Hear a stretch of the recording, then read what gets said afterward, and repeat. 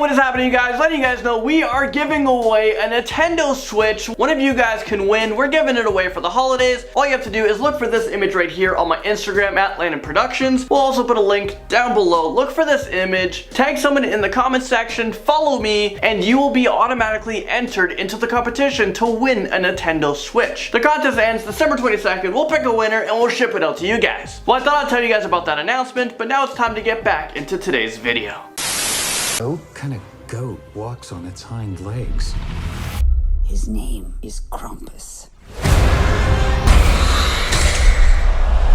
Krampus has big horns, dark hair, fangs, and a long tongue. He is known as an anti-Saint Nicholas, but he lashes out on the naughty children. He's a half goat, half demon beast who isn't afraid to beat children into being nice. If that doesn't work, he supposedly hauls them down into the fiery pits of hell to teach them a lesson. Well, how's it going, YouTube? I'm your host for this one, Landon Dalitzing, and welcome back to a brand new Most Amazing Top 10 video. We want you guys to become a part of the Most Amazing family here on YouTube. All you have to do is hit the subscribe button. We are nearing 6 million subscribers. That is insane. And also, I want to know, what is your favorite thing to do this time of year? Let me know in the comment section below. Let's get right into this one. This is the top 10 scary evil Krampus facts you need to know. Let's talk about his appearance in at number 10. What the heck is the Krampus? What does he look like? Although Krampus has a ton of different variations from around the world, he's usually depicted as a hairy beast with hooves and horns of a goat. He has a long pointed tongue that rolls out of his mouth, and he has sharp looking fangs. Krampus carries around chains that symbolizes the devil, and he also has a basket full of birch branches. I'm not sure why. I mean, what does he use the birch for? Does he build stuff when he's bored? Well, we'll get into that a little bit later in this video. Krampus also has one human foot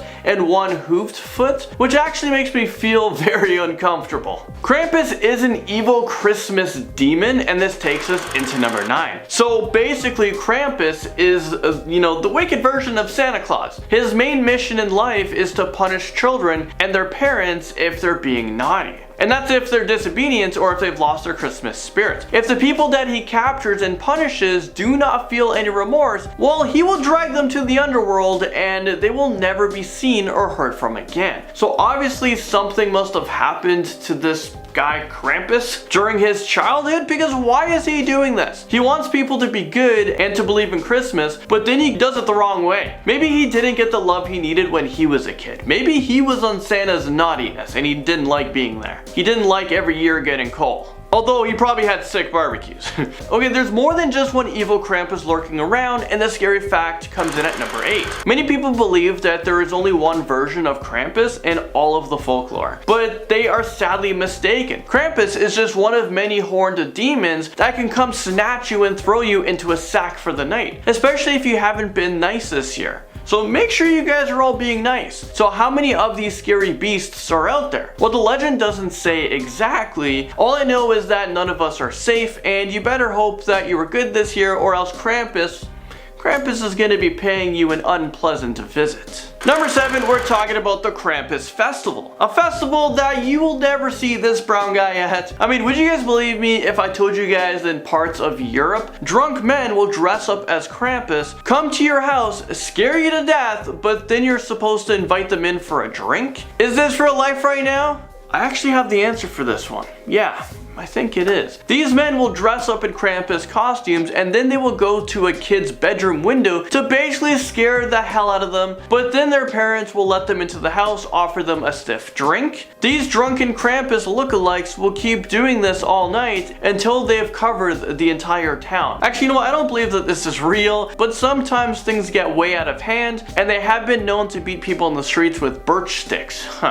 So if I were you, I would go into full purge mode. I'm not talking about going out there and killing all the Krampuses. I'm talking about boarding up your windows, lock your doors, and never answer the door for anyone on that night. Next up on our list, number 6. Where did he come from? Well, his name was derived from the German word Krampen, which means claw, and he is said to be the son of Hel in Norse mythology. Hel is a goddess who ruled the underworld, so it's pretty clear that Krampus has some evil blood running through his veins. It's believed that people created him as a way to scare their children into behaving. I mean, that would work on me. I'm not a dad yet, but couldn't we just use some positive reinforcements instead of threatening them with a demon? Krampus has been feared for many years, and children are scared of him to this day. Yeah, I wonder why. But you know what? He's so overly commercialized now, he might be starting to lose his edge. He's Santa's partner in crime, and this brings us to number 5. Okay, think of it this way. Krampus is Santa's right-hand man. It's kind of good cop, bad cop team, but they emotionally torture children. On Christmas Eve, Krampus actually rides shotgun with Santa, traveling from house to house, but for those unfortunate kids who are bad, instead of getting coal in their stocking, Krampus will slither down their chimney to punish and brutally beat them. And this all happens while Santa,